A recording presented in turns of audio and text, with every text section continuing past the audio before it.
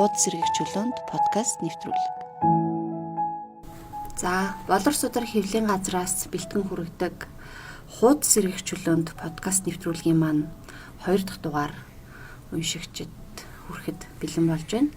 Манай энэ удаагийн дугаарын зочноор Улсын драмын эрдмийн театрын зохиолч, соёл урлагийн их сургуулийн багш, яруу найрагч Ядам Сүрэнгийн баяраа оролцож байна. За, сайн бацгаана уу та бүхэнд подкаст хүрэх өдрийн төргий. За, өнөөдөр бид хоёр болохоор болор судар хэвлэлийн газраас эрхлэн гаргасан мен бүкрийн шагналд Салман Рушди гэхэр хүмүүс илүү мэдэх энтэг гаралтай Англи Америкийн зохиолчийн намтар бүтээлийн тухай ярих гэж байгаа юм. Яг нь намтар бүтээл гэхээсээ илүүтэй энэ маань Салман Рушди 2022 онд одоо уран зохиолын ертөнц болоод ер нь бараг дэлхийн техник цочирдуулсан нэг үйл хэрэг болсон. Түүний дараах өөрийнхөө одоо эрхцүүллийг илтгэж бичсэн ийм ном байгаа. Нэг үгээр дүгнэхэд үхлээс дахин сэргэж эргэж амьдралд хүл тавьж байгаагаа, зохиолчийн амьдралд бас хүл тавьж байгаагаа энэ номоор нэг үгээр тийм ээ зарласан гэх юм уу ийм бүтээл байгаамаа. Номынхаа тухай товчхон танилцуулахад ийм байна. Тэгэхээр Салман Рушди бол Монголын уншигчдад бас нэрийг бид нар дуулсан боловч төдийл бас яг бүтээлээр нь уншиж эхлэегүй. Одоо л өнгөрсөн оноос эхлээд бид нар одоо танилцж эхэлж байгаа шүү дээ, тийм ээ. Тэгэхээр энэ талаар эхлээд хоёлаа ярилцаад эхлэе, тий. За, дахин өдрийн мэнд хүргэе. Юу Худаг гэж нэртэй их хатуу нэртэй ном. Анх одоо гар дээр авч уншаад одоо хэдэн сар болж байна уу? Сар гарч байна. Энэ намар гарсан ном тийм ээ. Болор судраас одоо энэ намар гарсан. Худаг гэж энэ номыг уншаад надад Капкагийн үг санаанд орсон л доо. Нөгөө ном гэдэг бол бидний доторх хөлдүүдийн хэсийг одоо хагчих, цуудаад байх. Одоо утга юм. Сүх юм. Гэдэг тийм үг байдаг. Тэгэхээр энэ бол бидний доторх хөлдүүдийн хэсийг завчих. Уран зохиолын одоо ер нь түүх хүрнэхийн гол зорилгын тухай тийм эргцүүлэл юм шиг надад санагдсан. Тэгээд Салман Рушди бол биднүүсийг одоо уран зохиолын ертөнцийн хувьд бол нэлээд зах хязгаарын улс гэдгийг сануулдаг. Биднүүсийг нэлээд бидэнд төвөөс алдагдсан мэдрэмж төрүүлдэг зохиолчдын нэг л дээ. Ягаад гэвэл өөрсдийг орчуулах өөрөө бас жаахан хэцүү юм шиг байгаа юм.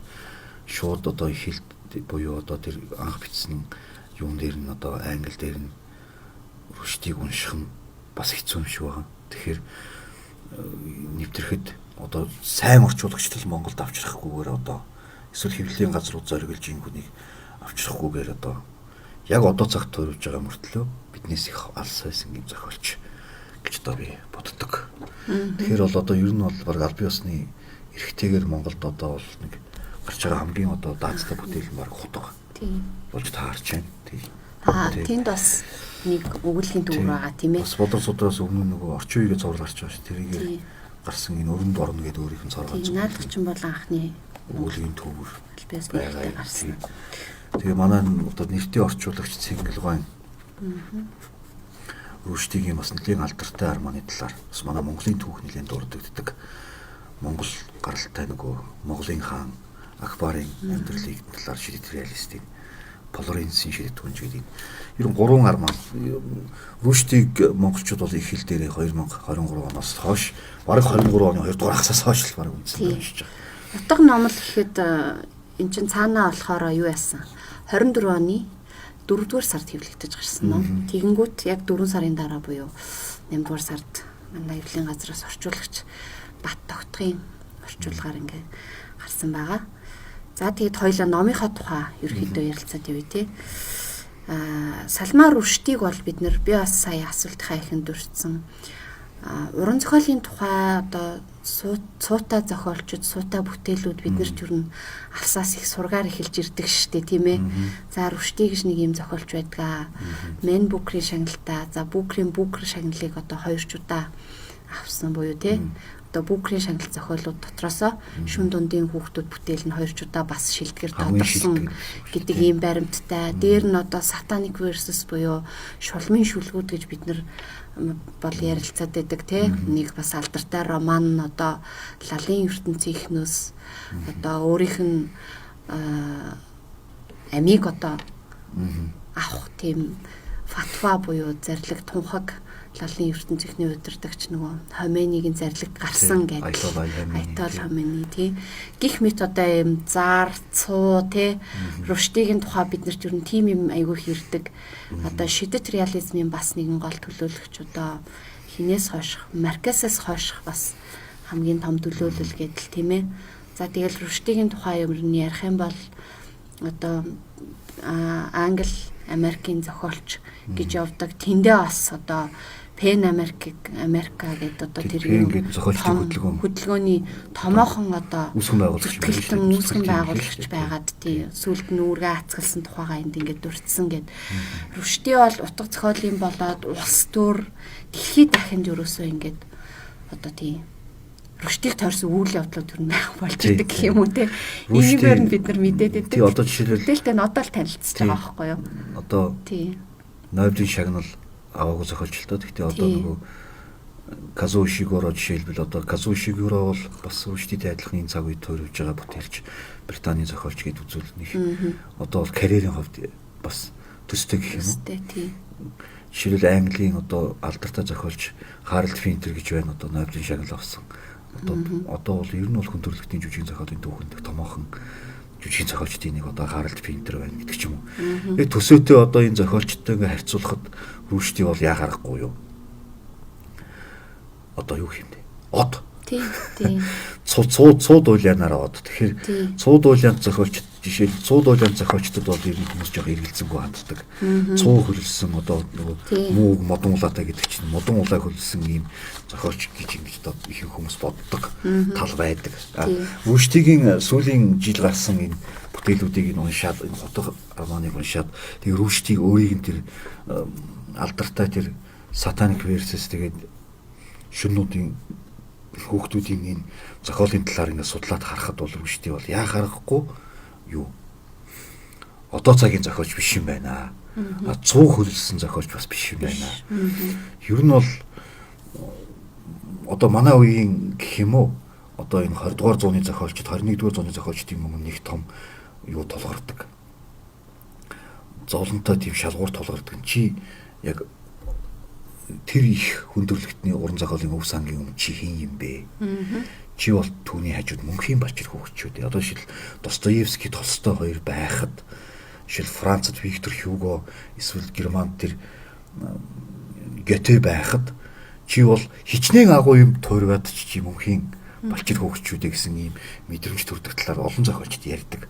Гэхдээ манай цаг үеч гэсэн өөрийн Толстойгоо, өөрийн Достоевскийгээ манай цаг үеэс дахиад хэдэн мянган жилийн дэлхийн ертөнцийн орших соёлт ертөнцид уншигдах өөрийн өвөө үлдээх ёстой шүү дээ. Тэгвэл яа гарахгүй одоо миний одоо ойлгож дүгнснээр бол одоо энэ подкастт нь орж байгаа учраас одоо омоож байгаа юм биш л дээ.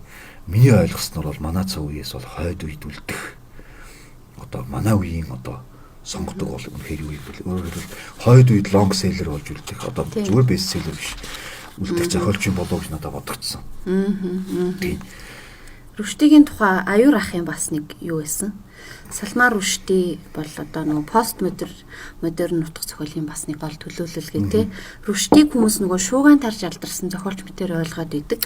Энэ бол буруу. 80-ад онд энэ зохиолчийн шүн дундын хүүхдүүд роман бас Италийн зохиолч Умберто Экогийн Сарна нэр хоёр гарснаар постмодерн уран зохиол жинхэнэ утгаараа төлөвшлөө олсон юм гэж дүгнсэн байгаа байхгүй юу? Тэгэхээр Рүштиг бол бид нэр одоо яг тэгж ойлгох бас одоо бүтээлээр нь ингэж танилцах цаг болжээ тийм ээ. Тэгэнгүүт энэ хүн бас өөрийгөө энэ хүн өөрөө ч бас биднэрт төдийгүй тэр өөрийнхөө ертөнцид Satanic Verses гэд номороо бас их буруу ойлгогдож амнасаа хүртэл тийм ээ алдах эрсдэл төрсөн. Одоо ойлоо тэр юу руу нэг буцаж очиод ярих уу. Тэгээ Рүшти бол маш алдартай мөртлөө маш буруу ойлгогдсон зохиолч юм билээ. Жишээлбэл яг энэ зохиол гэнэ энэ хутга гэдэг энэ ном бол Рүшти үхэлтэй нүүр тулсан хэдэн секунд билээ 27 секундээс эхэлдэг. Өөрөөр хэлбэл Чикатао билүү нэг индиан нэртэй Шатаква гэдэг энэ муурын дэрэгдэх соёлын төвд Рүшти бол мөн уран зохиол дахь энэ хүчирхийллийн талаар лекц уншаад зогсож явахдаа тэр олонний дундаас өөрлөн хутгатай дайрч ирсэн алуурчинд одоо бидний одоо мэддэгэр бол ер нь бол зоригийн найны одоо тийм халдлагад өртсөн. За зориг агсан бол зориг агсанд одоо түргэн тусламж бол түүний нас барсны дараа ирсэн бол рүүштийг түргэн тусламж илүү хайрхан байж тэгээд үхэлтэй нүр тулгарсан учраас энэ армаг эхэлдэг. Би рүүштийг одоо судлаад одоо ингэж хараад байхад рүүштийг бол маш их хүчирхийллийн тухай бичсэн зохиолч юм байна. Бас хүчирхийлэл бүх зохиолд нь бол маш их үлгийн төвөөс бусад нь бол ерөнхийдөө хүчирхийллийн элементүүд маш их байдаг. Хүчирхийлэгчдийг одоо алдаршуулах гэхээс илүү хүчирхийллийн тийм анализууд хүчирхийлэлт хийсэн задлан шинжилгээ байд юм бэл. Тэгэхээр би энэ рүүштигийн ерөнхий зохиол дотор бол маш их хүчирхийлэл байдаг. Гэхдээ яг хүчирхийллийн туйл бодох амнаас нь халдлагатай бол яг энэ номын ихэн дээр ингэ тулгарч байгаа юм. Хэвшмэл санаа бол урлагийн дайсан. Урлаг үгүй болвоос бидний сэтгэх, шинэлэг өнцгөөс харах, өөрсдийн ертөнцийг сэргээн шинтгэх чадвар доройтон бүхэн. Салман Рүшди. Тодруулах юм бол дүрийн ордонд Рүшди яг зохиолчдыг халдлагаас хамгаалах тухайч үлээ бүр тийм сэдвэр ярих гад байж тал одоо тэр Аятолла Мохойнигийн юг даагч нэг залуухан Хоменегийн үзлийг даагч нэг залуухан нэр хутга барж дайрж ирэл ерөөсөө тайзан дээр байхад нь л үгс үггүй дайраад 10 хэд үлээ 20 хэд үлээ хутгалчихсан. Ерөөсөө л ийм явдал болсон. Рүшди үүний дараа үхлийн ирмэг дээр очсон, баруунуудаа алдсан. Зүүн гар нь үлээ баруун гар нь ер нь баг бас ажиллагаагүй болсон тийм ээ. Одоо зохиолч хүний хувьд нүдээ юм бичдэг гараа тий алдах гэдэг бол маш том гарц. Тэгтээ бол ер нь 8 настайгаа үлдсэн нь энэ хүний хувьд зол болж үлдсэн. Ерөөсөө хутга гэдэг энэ ном бол яг энэ өөрлөн шууд довтлон ирсэн халдлагын дараах эрх зүйлэл гэдэг энд нь ингээд тодтогдсон байгаа. Тэгэхээр үхэлтэй нүүр туснаас эргэн амьдралд хүл тавих хүртэлх тэр өөрийнхөө тэр үйл явцын дараа яаж дахин сэргэж, дахин амилж, дахин дүрж байгаагаа бичсэн. Тэгээ энэ дээр би бас тэрийг онцлмоор байгаа юм л да. Рүшди өөрөө хэлсэн байдаг. Нөгөө сая битэрийн дурдсан Satanic Verses гэдэг тэр шулмын шүлгүүд романых нь эхлэлт ингэж эхэлдэг юм байна л да. Тэр маань ачуу. Тийм. Эргэн дүрээ гэвээс эхлээд чи үхэх ёстой гэж шулмын шүлгүүд роман ийм утгатай үгээр эхэлдэг юм байна. Тэгэд яад ч юм зохиолчдын нэг хувь тавилан их сонирн байдаг те зүнтэй ч юм шиг зарим юмаа ингээд бүтээлээрээ ч юм уу хувь тавилангаа зүгэнсэн ч юм шиг. Тэгэхээр Рүшди өөрийнхөө одоо өөрийг нь үхэлт хүрэх шалтгаан болсон тэр романыхаа те өөрийнх нь 8 настай эрсдэлд орох шалтгаан болсон тэр романыхаа яг эхлэх шиг тийм үйл явдалтай амьдралтаа өөрөө тулгарч үхлийн ирмэг дээр очсон. Тэгээд үүнээсээ дахин босож ирсэн. Тэгээд энэ роман бол ингээд бүтцийн хувьд харахаар 8 бүлэгтэй. Үхлээсээ эхэлдэг чи сая өөрөө дурдсан шүү дээ. Үхлээс эхэлдэг. Тэгээ үхлээс эхлээд үхэлтэй нүүр тулсан боловч үхэл хараахаа авч удаагүй амьд үлдсэн хүн чинь цаашаагаа мэдээж амьдрал руу ингээд те амьдралд одоо яах юм өөрөө хүн яг ихээс төрөөдөл амьдралд ингээд хүн болж төлөвшдөг шиг Рүшди ахин хоёрынтой одоо энэ амьдралд зохиолчийн хуваар бие махбодын хуваар сэтгэл зүйн хуваар те оюун санааны хуваар бүх юмар хоёрынтой ингээд дахин дүрж байгаа тухайга өгүүлсэн тийм сонин. Тий. Ер нь бол уран зохиол гэдэг уран зохиолын амин сүнс нь юундаа байд ингэ ботхоор ер нь бол өөрчлөлтийн тухай юм байна. Хүний амьдрал ямар нэг байдлаар өөрчлөгдөх. Багаарч бай, ихээрч бай, өөрчлөгдөх. Тэр өөрчлөлтийн тухай л бичдэг юм байна. Ямар нэгэн өөрчлөлтгүй буюу цаанаа нэг зөрчил агуулаагүй тийм зохиол бол одоо уран зохиол амжилтанд хүрдэггүй. Тэгэхээр их бага хэмжээгээр өөрчлөлтийн тухай бичдэг. Тэгэхээр үхэлтэй зүйлэх үз, сэтгэлийн үхэл гэж байна шүү дээ. Хүн сэтгэлээрээ нэг үхээд өндийж босдог. Бие махбодын хувьд үхээд өндийж босдог. Тэрнтэй зүүрлэх үз тийм эргэлтийн дараа хүний оюун санаанд асар том өөрчлөлт ордог. Жишээлбэл Достоевскийд нөгөө Петрашевскийн дугуйлангаас болоод одоо коммунист хөдөлгөөний идэвхтнүүдтэй цуг ингээд баригдаад. Тэгээ баригдаад алах ял хүлээгээд тэгээд яг өршөөл хүлээхээс өмнө тэр бууны замаг татдаг тухай Достоевский гимназь маргаан дээр айхтар бичдэг. Тэр нь бол өөрийнх нь туулсан зүйл шүү дээ. Тэгээ тэрэнд бол яг үхлийн одоо ирмэг дээр очсон. Тэр нь бол юу ч биш байсан. Тэгээд цаашаа 10 жил цөллөгт яваад ирж ирсэн. Тэрний дараа бол Достоевскийн амьдрал оронгоор ирсэн гэдэг ч юм уу. Хэдийгээр одоо энтгэхээс нааш одоо амьдрал туулаад энтгэх төрөө дээр маш их амьдрал туулсан ч гэлээ, Рүшди асрын хэм туулсан ч гэлээнэ. Яг энэ үгэлтэй нүх тусны дараа бол тис ондоо амьдрал нь одоо хэлж байгаа гэдгийг утгаар тунхсан юм шиг байл. Тэгээ хоёрдугаар бүлэг нь эхлээд бол тэр хүчирхийллийн тухай бүр ингээд нүдэнд харагдтал бичнэлтэй. Тэр чи одоо яг яс үеэрээ туулсан хурц ухаантай хүн өөртөө үлдсэн бүх мэдрэмжээ ингээд бичиж байгаа нэг дүр бүлэгтэй. Тэгэнгүүт тэр алуурчныхаа тухай хэлж байгаа юм. Гэхдээ хоёрдугаар бүлэг нь үргэлжлээд тэр амьдралын төлөө тэмцлэр ингээд явах юм болов гэсэн чинь үгүй. Хоёрдугаар бүлэг нь их өөр бүлгээр орж ирсэн тийм. Эхнэртэйгээ танилцсан түүх одоо Элиза гээд одоо амьдарч байгаа эхнэртэйгээ яаж танилцсан түүхийн тухай ингээд яриад ирсэн. Тэгэнгүүт нь би гайхсан баг. Энэ юу болоод байна? Ингээд бодсон чинь Рүшди бол одоо 75 настайд алдлага төрчихсөн үү? 76 таа. Тэр одоо чинь манай монголчуудын хувьд одоо 76 настай хүн хий насаараа 76-тай, ердийн насаараа 75-тай хүн 20 удаа хутгалуулчаад тийм ээ. Тийм гүн шокноос одоо баг өрөөл татанхаа болчиход босч ирсэн хүн ер нь ямар байх вэ гэдээ одоо монгол орчин дээр ингээд төсөөлөхөд бол ер нь бол маш бэрхшээлтэй. Ер нь бол 76-тай хүн 20 удаа хутгалуулсны дараа босч ирэх бол ер нь бол хэцүү. Ялангуяа ангаах ухааны гайхамшигт байхгүй бол үнэхээр хэцүү байхгүй. Тэгээд Рүштиг юу боссон бэ гэвэл юм бичих хүсэл сонирхол бол яг үнэндээ боссон уу гэж бодсон чинь үгүй юм байхгүй. Рүшди бол алдар нэрийн оргилд гарсан, өөрийнхөө оюун санааны урсгалыг бол хангалттай тунхаглалцсан. Өөрийнхөө өссөн фундаментал тэр сэтгэл зүйн орчин буюу исламын ертөнцийг бол дөргиосон. Тэгээд исламын ертөнцийг шинжлэхийг хүсэх ирмэлзлэлтэй олон зохиолчд бол ингээд юу болсон? Зориг ирмэлзлэл болсон. Туг болсон юм зохиолч.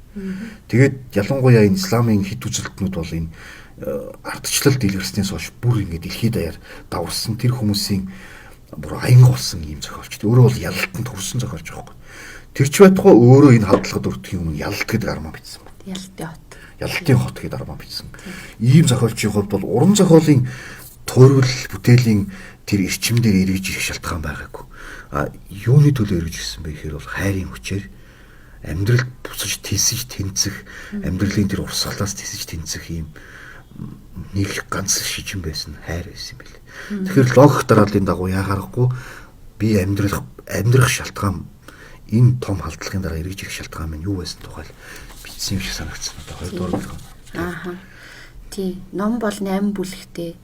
Тэнгуут эхлэлдээ Шатокуагийн үзүрийн ордны тайзан дээр халдлагад өртөөд төгсөхдөө буцаад Шатокуад иргэн очоод нөгөөдгөө нүүрлцснээр тэр хүртлэх энэ хид хідэн бүлэгт тэр өөрийнхөө дахин сэргэлтийг ингээл те амьдралд эргэж үл тавьж байгаа бичсэн. Хоёлаа бас жоохон яриандаа ингээд өсрээд явчихлаа. Рүшди энэ бол эргцүүлэл байхгүй яг баримтат бүтээл намтар гэхээсээ илүү те амьдралд нь маш хүчтэй томоохон өөрийнх нь амьдралыг бүр оронгоор нэргүүлсэн үйл явдал болсны дараах зохиолчийн эргцүүлэлүүд яваад байгаа. Тэгээл энэ дотор одоо ингээл Шатокуад анх очичоод нөгөө маргааш нь 12-ны өдөр тайзан дээр гарах үед 11-ний өдөр тэргэл сарыг хараад зогсохдоо сарны тухай баахан бодол хөврүүлээд л тийм ээ. Зохиолч хүний одоо оюун ухамсар яаж ажилтгийг хүртэл ингээд айгүй гоё энэ тэр зохиолчийн бараг тарих руу сэтгэлгээ бодол руу бид нар яваад орж байгаа юм шиг. Рүштэй өөрөө тэрийг нээж өгсөн надад айгүй гайхалтай санагдсан. Одоо ингээд нөгөө анхны нөгөө дуугуу кино сарн дээр хүрсэн нөгөө сар хөрх аяллаа тухай нөгөө дуугуу харцгаан кино 14 минутын урттай байлээ те. Гэтэл тэрэн дээр нэг сонин дүрслэл байдаг жишээ нь нөгөө нэг сарлуу нииссэн нөхөрчин хөлөг нь ингээд сарны нүд рүү ингээд зоогдоод орчихсон. Яг одоо нүдтэй тэр кинон дээр гэсэн чи яг баруун нүдийг онцсон. Гэтэл яг тэр киног тэр урд өдөр нь халдлагад өртгийн урд өдөр бодож зогссон байгаа хгүй. Маргааш нь өөрийгөө баруун нүдээ алдах юм чиний бодоогүй гэх мэт те. Мэдрэмж юм шиг. Тэснэ үнэхээр сонирм мэдрэмжтэй. Тэгэнгүүт өөрийнх нь бодол явахынхаа урдах зүүн гэдэл ерөөсөө энэ номонд болсон үйл явдлыг л бичсэн биш. зохиолч одоо тэр үйл явдалтай холбоотой болохын өмнө юу тохиолдов? Хүн амьдралаа ингээд жоохон анзаарахтайхан шиг харах юм бол зарим юмны урдч дохио тэмдэг ирдэг юм байна ч гэмээр юм уу те. Гих мэт айгу ингээд анзааран унших юм бол эндээс авах юм айгу их юмтай. Тим ном надад санагдсан. Тэгээд тэр Рүштигийн эргцүүлэлүүд надад айгу тийм гой санагдсан аахгүй. Сарыг харахтаа сарны тухай хичнээн жанзаар бодож байгаа юм те. Хутагтаа үрдснийхээ дараа өөрийнхөө амьдрал дэх хутгнуудын тухай эргцүүлэл гих мэт ингээд айгу олон юмыг ингэж бичсэн. Тэгээд чи бас сая хэллээ шүү дээ хүчирхийл гэдэг сэдв хоёлаа дурдчаал өнгөрчихлөө. Хүчирхийллийн тухай хамгийн их бичсэн. Би чамайг ярьж хат бодлоо л доо. Бас хүн ер нь хороо ертөнцид бид нар одоо яг юуны төлөө байдгийг ч юм уу те хүн төрлөختөн нэгний хүчирхийлэх гэж лав уршин байдаггүй байх. Гэтэл бид нар санаатаа санамсаргүй ухамсаргүйгээр хүчирхийллийг хин нэгэндээ үйлддэг. Нэг хүчирхэг гүрэн хүртэл нөгөө улс гүрэндээ хүчирхийлэл үйлддэг. Нэг үндэст нь нөгөө үндэстэндээ хүчирхийлэл үйлддэг те. Магадгүй Рүшти ч гэсэн өөрөө хүчирхийлүүлсэн улс орны те иргэн уран бүтээлч штэ. Тимч болохоор магтгүй энэ сэдв хөндөгдөд идэм болов уу гэж би бас бодсуулаа. Сая бас бодлоод толгойд нөгөө Гюнтер Грассийн нэг би өөр уншиж үзээгөө тэр дурсамж байд юм шиг байлаа. Гюнтер Грасс нөгөө өөрийн үзэл бодол замлаасаа болоод маш их үзэн ядагдсан бас. Нэлийн Рүштигийн өмнөх бараг үзэн ядагдсан зохиолч бараг байж магадгүй. Зохиолч аахгүй. Гюнтер Грасс сонгон хайслах уу гэдэг намтар дурсамж дуртал бичсэн байдаг. Амар энгийн. Сонгон хайслахаар ямар бидрэмж төрдөг вүлээ те. Ингээд хичээгүүл бүгдийг ингээд задлаа харахад төв рүү н очих болгоо нүд хорсдог. Тийм ингээд өсөшгүй. Тийм таатай биш. Зүйл таатай биш. Тэгэхээр энэ Рүштиг би яагаад ингээд үнэхээр энэ үеэс үлдэх зохиолч гэсэн юм бэ гэхээр Рүшти одоо хүн төрөлхтөнд үлдээд байгаа маш одоо фундаментал юм суур юу хэм хуучны ийм маш гүн бат ингээд хүний сэтгэлгээнд суурилсан баг хүн төрөлхтний тэн хагасаас хүн төрөлхтний 3/1 их одоо сэтгэлгээ ингээд гүн бат суурилсан ийм системийн эсрэг тэмцсэн. Баг одоо шашин гэдэг бол одоо хүн төрөлхтний сэтгэлгээнд ингээд суурилсан системүүд байна шүү дээ. Тэгээд хүний одоо ямар ч нөлөө бүхий улс төрч ямар ч нөлөө бүхий үдэл санаанаас илүү хүн төрөлхтний амьдралд хүчтэй нөлөөлдөг. Хүн бол одоо ингээд Америкийн одоо протестантууд бол жишээлбэл бүтэн сайнны мөргөлдөө тэр цуглаандаа заавал очих хэвээр. Тэр нь амьдралын нэг хэсэг гэдэг ч юм уу те. Исламистууд одоо хаж хийгээд тэр нөгөө Меккад ариун газар очих хэвээр амьд насны нэг амьд хүний төрсний хувьд тэр том системийн эсрэг энэ бол хоцрогдсон гэдэг дуурсан. Хоцрогдсон гэхээс илүү энэ системийг задлах гэж чөлөөтэйгээр харах гэж оролдсон ийм оролдлого хийсэн. Тэрэн тэгтээ бол яг үнийг хэлэхэд тэр сатаник версисээс ингээ харахад бол сүйдтэй тийм оролдлого гэдэг одоо бид нар бол исламист биш учраас исламын шашинт биш учраас магадгүй яриаж байгаа бүдүүл хэлж магадгүй. Одоо тэр нь тийм эсэргүүцээд баймааргүй тэг санагдсан. Одоо жишээлбэл бүр дундад зууны үед одоо Жордано Бруно одоо нөгөө одоо эсвэл нөгөө христийн одоо систем байна шүү дээ. Одоо нарны аймгийн систем бурхан тэгж бүтээсэн гэх мэт энэ тайлбаруудын эсрэг бүр одоо хүн бурхныг бүтээгээгүй хүн одоо байгалийн шалгалаар бүтсэн одоо дайрууны одоо тэр онлууд ингээ гарч яхад бүгд эсрүүцэж байсан. Одоо христийн фундаменталист одоо хит үзэлтнүүд бол ингээд бурхныг одоо ингээд үүсгэж ийн гэж үзэж байсан. Яг тэр одоо олон зуун жилийн өмнө, бараг 1000 жилийн өмнө христийн шашин дээр тохиолдсон тэр зовлонг исламын шашинтын ертөнц дээр Рүшти бие дээрээ туулж байгаа юм л да. Одоо яг энэ цаг үе дээр. Тэгээд Рүштигээс болж маш их хүчирхийлэл хүмүүс дамаа их олон хүчирхийлэл авсан. Яагаад гэвэл яг энэ шулмын шүлгүүдийг Япон хэл рүү орчуулагч нь амь насаа алдсан. Норвег дээр гаргасан хэвлэн нийтлэгч нь амь насаа алдахын дагаван дээр очсон. Бас ямар хэл дээр хөлөө орчуулагч нь амь насаа алдсан. Мөн Рүштиг одоо тэгж нөгөө Ираны Аятолла Хамейни одоо шууд цааз оносон үнийг эсэргүүцэж одоо исламын шашны гол одоо соёнгийн хэрэглэгч бичгийн хүмүүс бол үнийг эсэргүүцсэн мэдгдэл гаргахад Египтийн одоо нөлөө бүхий зохиолч Нобелийн шагнал зохиолч Нагиб Махбуз дэмжиж мэдгдэл хийж гаргаж сурсан байдаг. Нагиб Махбуз зөвхөн ер нь бол Рүштиг дэмжснийхээ төлөө Өөрийнхөө зохиол бүтээлээс биш. Рүштийг дэмжснээсээ болж амьдсаа алдсан байдаг. Тэгэхээр энэ их хүч шийдлийн энэ одоо эсрэг өөрийн яхаарахгүй зөвхөн зохиол бүтээлээрээ биш. Боддоор ийм эсрэг үслэлээр хийлнэ. Эсрэг үслийн туг болсон зохиол нь юм бэл. Бүтээл. Боддоор одоо энэ бүхнийг одоо дуусгах цаг болсон. Би өөрөө амьдралаараа тууллаа. Энэ дам хүч шийдлийг зогсооё. Зохиолч хүн, нийтлэлч хүн, сэтгэгч хүн те өөрийнхөө үзэл бодлыг илэрхийлснийхээ төлөө амнасаа алддаг. Тийм ээ. Өөрөө хавчин гадуурхагддаг энэ зүйл магадгүй дундад зунд Жордано Бруног шатааж явах үед бол бодиттой байсан байж болно. Одоо ингэж байх боломжгүй нөхтөө гэдэг ийм аюулын харанх юм болоо да гэж бас бодмоор. Тий. Энэ номд бас Рүшти ингэж бичсэн байдаг. Өчигдрийн гай зовлон үгүй бол өнөөдрийн бид төлөвшөхгүй. Яг чиний хэлсэн шиг бид нар зарим юмыг эрүүл саруулаар харахгүй бол төлөвшөл гэдэг чинь өөрөө бурууч төлөвшөл ээж болно, зөвч төлөвшөл ээж болно. Хүн гэдэг чинь одоо ухаантай ухамсартай ийм юмтай юм бол мэдээж зөврөн л явах хэрэгтэй шүү дээ, тий. Тэр шашны туйлшрлыг шүүмжилж байгаа ч гэсэн тэр зөвл юмны төлөө ер нь үеийн зохиолчд бол дандаа зөв ёс суртахуун одоо зөв гэд хэлчихэр юу гэх юм бэ? Хүнд байх ёстой хүнлэг чанар те ёс суртахуун ухамсар юу гэдгийг хайр хүнд байх ёстой хамгийн эрхэм юмыг л бидэнд нэг үгээр сануулах гад бичээд байгаа юм шиг санагддаг штэ те. Тэгэхээр Рүштигийн хувьд яг ийм нүдээр бас ингэж харсан. Тэгэд өөрийнхөө хувьд ч гэсэн өчигдрийн тэр хутгатай халдлага гай зовлон байгааг бол өнөөдрийн би бас ингэж байхгүй тийм ээ.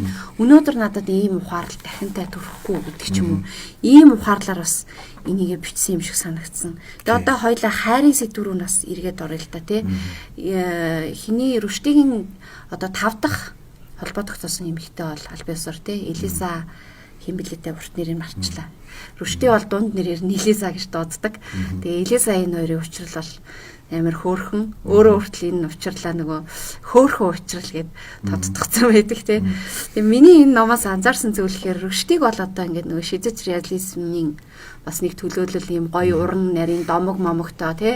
Араб дахны гоё уран нарийн домогтой сүлсэн ийм гоё тансаг хэл найруулгатай ийм гоё зохиолч гэсэн төсөөлөлтөд нэг ч номыг барьж үзээгүй явж л хутгатаа тулсан чинь бүр амар бодит амьдрал руу бүр юу амар ингээл хутга мутга дөрүүлэл тэгэл амар ингийн бичлэгтэй юм руу тулаал орцсон. Надаа ингээд айгу сонир санагдчихсэн.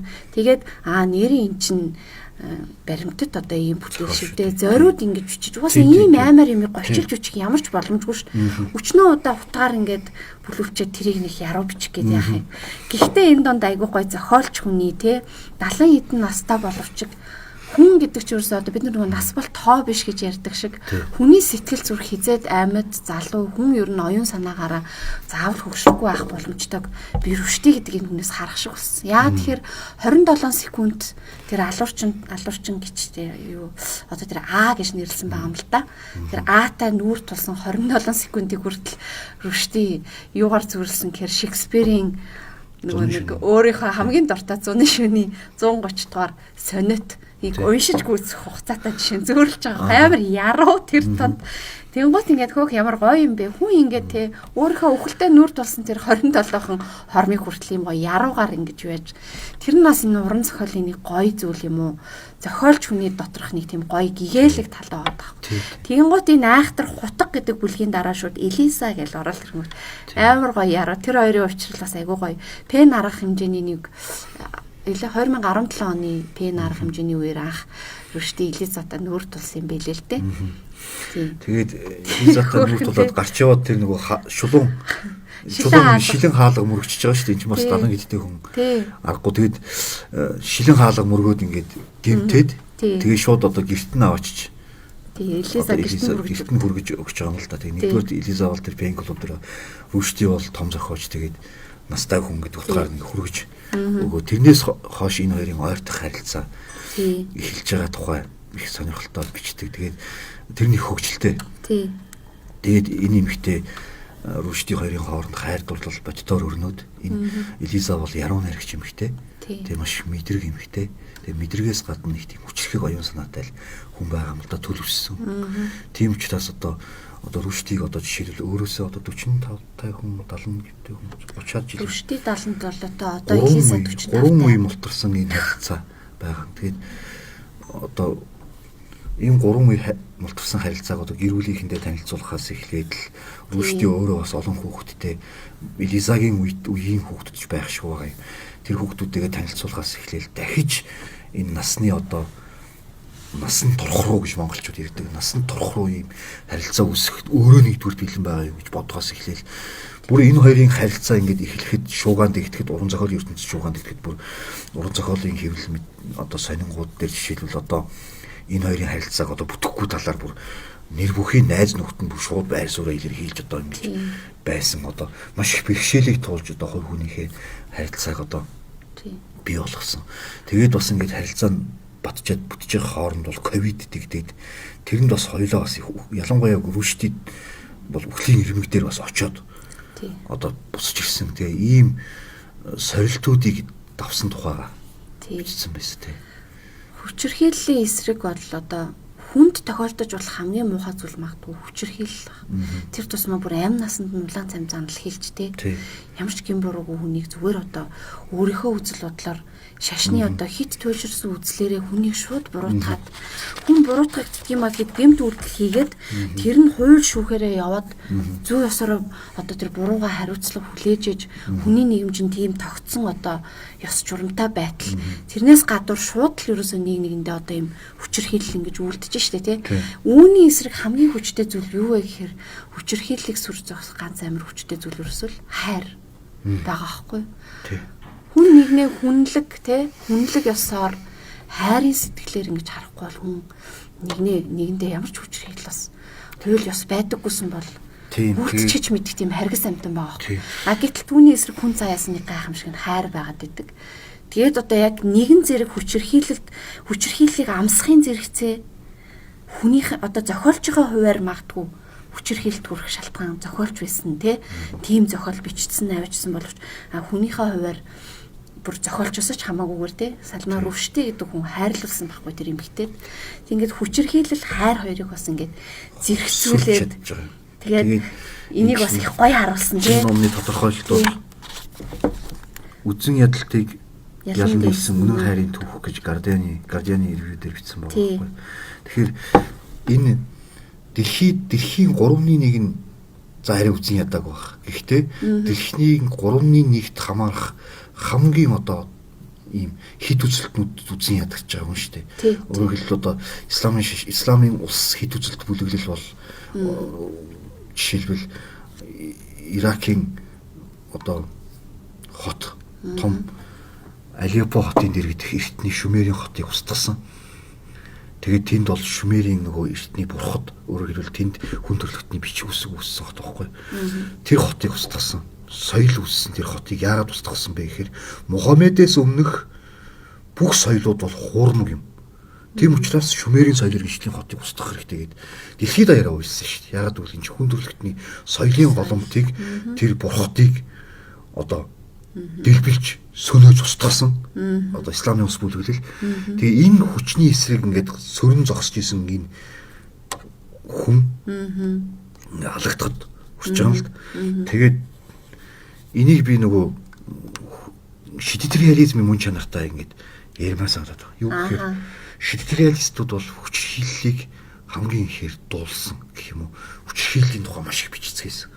Шидэт реализмыг ашиглаж тэрийг бичих нь илүү тохиромжтой байгаа гэсэн үг. Тарантиногийн киногоор тайлбарлаад санагдаад байгаа байхгүй. Квентин Тарантиногийн кино бол ингээд аллагын тухай шидэт реализм ч болохоор галзуу нохой Квентин Тарантино хүчирхийллийн эсрэг маш их кино хийсэн. Ялангуяа Америкийн арьс өнгөөр ялгуурлан гадуурх үзэл нь шүү дээ. Боорчлолын эсрэг тэр Айнштейн чөлөөлөгдсөн Жанго. За мөн фашист үзэл нь шүү дээ. Фашист, нацист үзэл. Тэрний эсрэг тэр фашистуудыг шийтгэж байгаа еврей нарын ийм террорист бүлэг байгаа шүү дээ бас. Тэр бол Англиороос бас тэрс нэр алдаргүй адгийн шаарнууд гэх тэр бүлэг юм. Тэр бол Гитлерийг зохиомл орчинд алж байгаа тэр бүлэг. Энэ нь бол маш их цус үзүүлдэг, хүчрхийл үзүүлдэг хэрнээ маш их хүчрхийлэл цусыг сурчилсан тэр үзлийн эсрэг тийм үзэл санаа хөндлөг үзлийг дуурдаг. За энэ киноны тэр хиймэл цустай биш реализмыг айгу зөвлөж боддог. Юу гэхээр одоо ингээд Латин Америкийн орнуудад тэр гадлын компани буюу тэр капиталистуудын үлдээсэн тэр зэрлэг капитализмын үлдээсэн хүчрхийллийн улмуурыг жишээл хин Габо Габриэл Гарсиа Маркес өөрийнхөө зохиолоор одоо үзүүлдэг. Яг хятадын тэр энэ бол тэр нөгөө мөнгө капиталист үзэл санааны хор шиг талаар. Гэтэл бас нэгэн шидэт реалист болох одоо шидэт реалист гэж хэлж болно. Баг энэ урсгалын үндэслэгч би баг боддог. Одоо Булгаков бол одоо коммунист үзэл санаа, системчлэх үзэл санааны уран зохиол, оюун санаанд үзүүлж байгаа хор шиг талаар тэр их сөрөн зогсож байгаа хүний оюун санааны талаар мастер Маргитад өгүүлдэг байх жишээ нь. Хятадын коммунист одоо маоист үзэл хүний амьдралыг хэрхэн одоо ингэж жазанд оруулж хүчрхийлдэг тухай одоо Моян одоо гаргасан байдаг ч юм уу тий.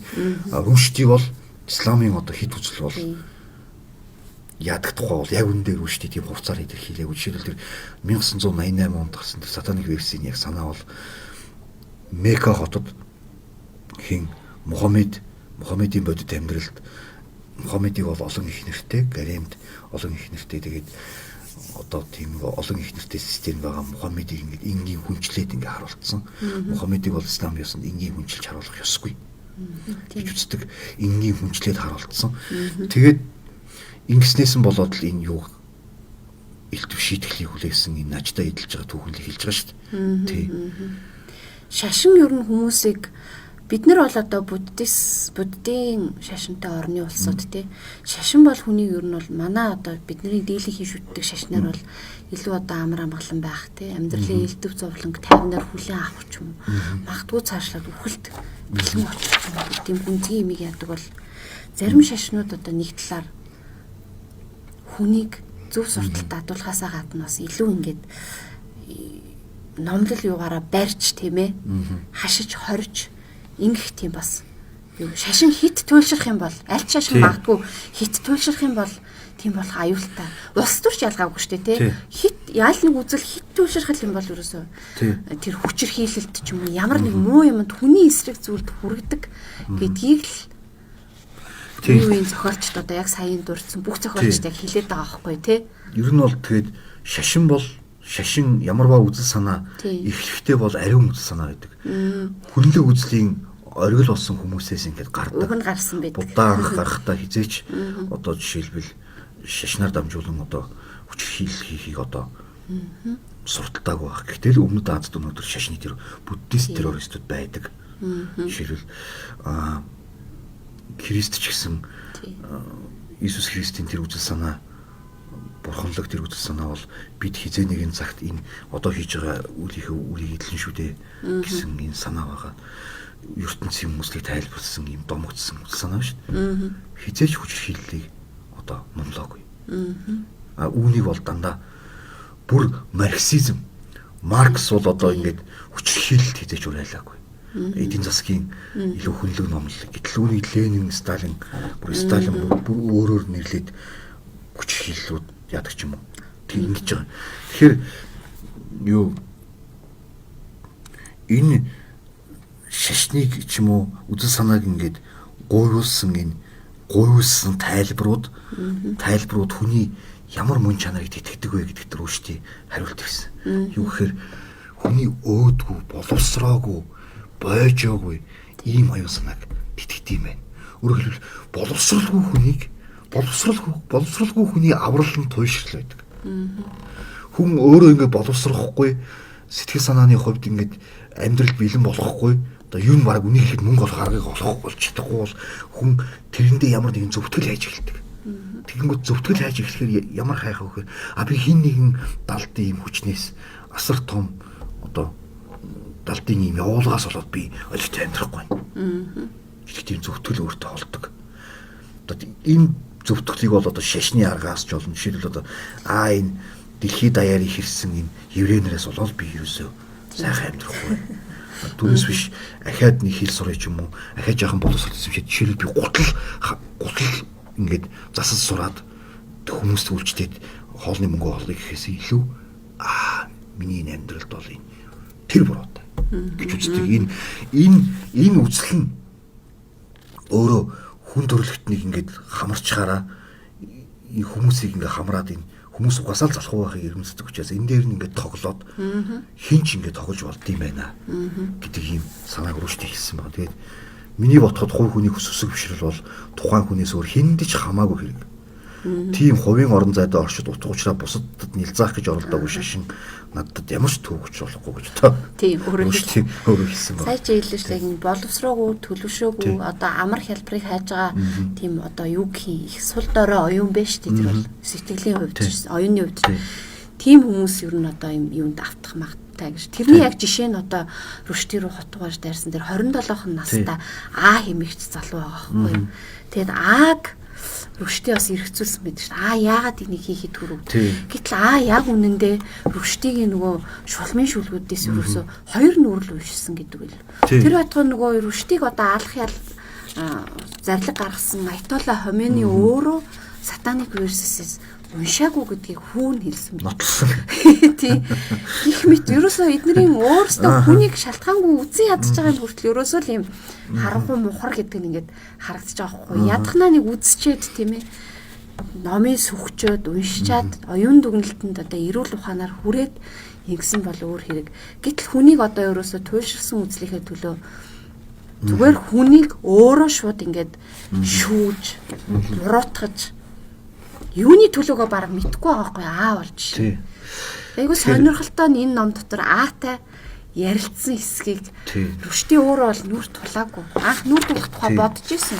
Шүүх хурал болохын өмнө би очиж уулздаг юм билүү гэж бодсон ч гэсэн ер нь эцсийн дүндээ хэрэггүй юм байна.